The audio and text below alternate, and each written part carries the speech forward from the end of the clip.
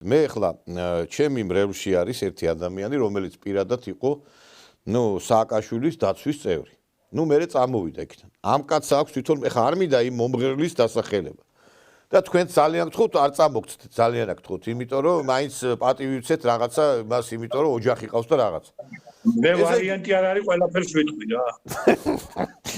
არა, ეხლა თქვენ რო ვარ თქვათ, ისედაც მიხდება ხალხი ვიზე არის ლაპარაკი, მაგას დიდი გაშიფრო არ ჭირდება. მოვიდოდაო ეს მომღერალიო ამ სააკაშვილთანო, შევიდოდაო, მე ქმარი ელოდებოდა დაბლაო. აი ესეთი და ეს მომღერლები, მე აი ეს აქციები რო იყო, ხო?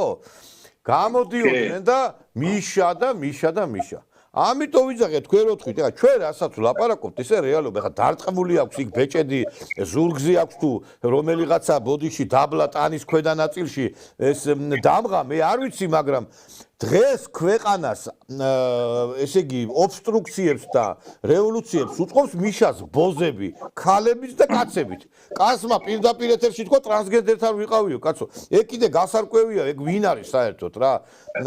საერთოდ რა ტიპის ადამიანია, მაგრამ ფაქტი ის არის, რომ ამას ხო ყველა ხედავდა, ყველამ ხო ყველაფერი იცოდა, კაცმა საკუთარ ბოდიში და ხელქვეით წაართვა ცოლი ქორწილში.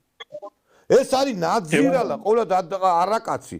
და დღეს რომ აი ჩვენ რომ სააკაშვილის გასამართლებისა და მისი აი ამ ხროვის გასამართლებას ვითხოვთ, თავის მხრივ ვათავისუფლებთ ამ ადამიანებს წლეხისგანაც, იმიტომ რომ ესენი ყველა არიან გარკვეული ტყვეობაში, ეშინიათ ამათ.